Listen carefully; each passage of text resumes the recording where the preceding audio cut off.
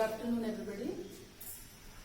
Today we will start the 13th chapter of Bio, class 9, that is why do we fall in.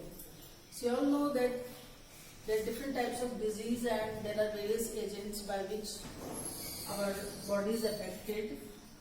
So actually what is disease and why do we fall in? So disease means dis-ease. It is made up of two words, dis and ease. Whenever our body is not working properly or whenever the body organ or any part of our body is not functioning properly, means we are suffering from disease. And if we are suffering from disease, how do we know that we suffer from disease? Then by the help of symptoms, or if the symptoms we see in the body of any person, then we can say that that person is suffering from any kind of disease.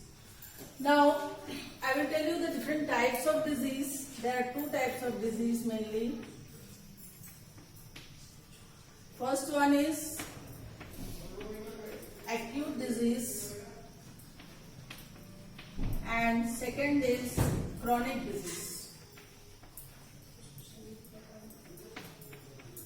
Acute disease means the disease which lasts for a short period of time.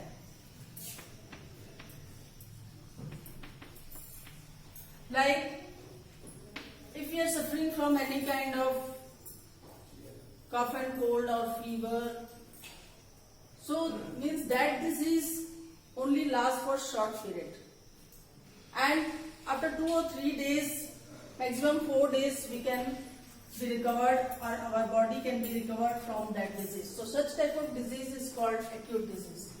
Another one is chronic disease, in which our body is affected for a long period of time, like tuberculosis, cancer. In this type of disease, our body does not recover very soon. It can take a month also, it can take a year also, and sometimes it does not recover, and throughout our life we are affected by this disease. So such type of disease is called chronic disease. Now I will tell you that what is the difference between the acute disease and chronic disease. How does it affect our body? How does it affect our routine or our lifestyle? So in acute disease there is not that much affected seen in our body, because it can last only for 2-3 days. After that our body becomes normal. But in chronic disease, it lasts for a long time, means our body is affected for a long period of time, and in that our whole routine is affected, our whole body is affected. And suppose if the student is suffering from any kind of chronic disease, means he is not able to go to school, he is not able to study properly, and he will always be in bed, means his whole routine, his life activity, everything gets disturbed. And not only that, his body also become very weak, lightweight he can become. So such type of disease is called chronic disease. Now I will tell you what are the agents through which the disease spread. So there are various agents by which the disease spread. The first one is by air, second by water, third is by sexual contact,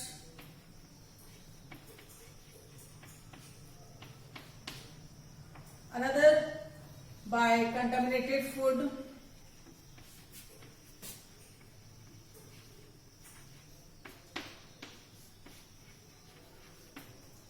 and fifth is by vectors.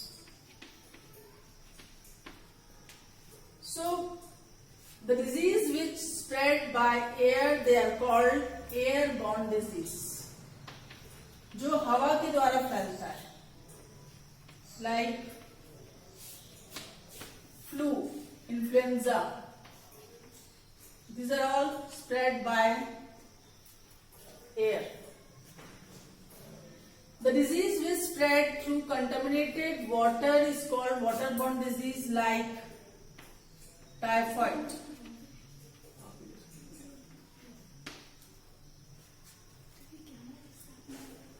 Third is by sexual contact. If the disease is caused by sexual contact, then it is called sexual. The main agent is, and the example of such type of disease is like AIDS, syphilis.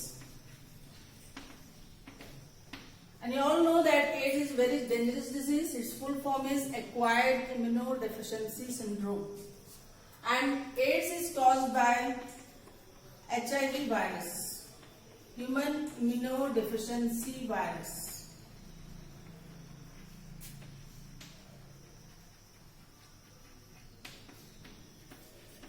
So I want to tell you in detail what are the main agents of the cause of the disease AIDS. First is, as I told you, it is caused by sexual contact. Second is by syringe or needles.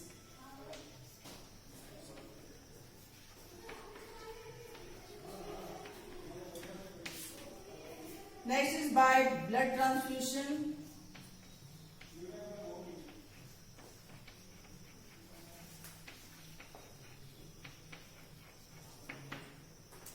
And another is by from mother to her baby.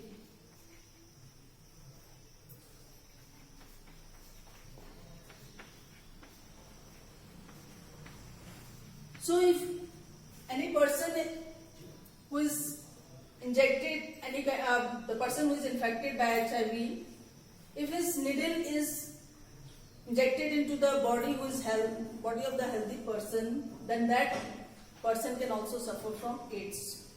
Second is by blood transfusion. If the infected person's blood is transfused into the body of the healthy patient, then he can also suffer from AIDS.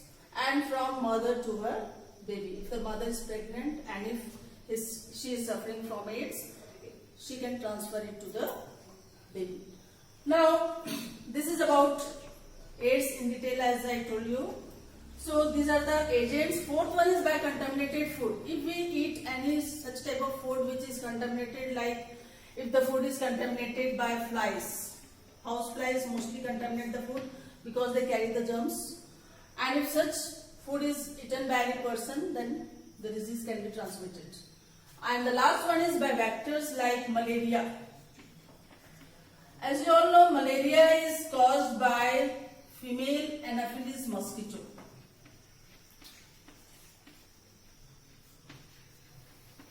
Because female Anopheles mosquito carry the germs called Plasmodium. And if the female Anopheles mosquito bites a healthy person who is carrying Plasmodium, then they can transfer the Plasmodium to the healthy person and the healthy person suffers from malaria. And in malaria, as you all know, there is a fever, shivering and headache, main the symptoms. So these are the main agents of the cause of the disease, as I told you, by air, by water, by sexual contact, by contaminated food and through vectors.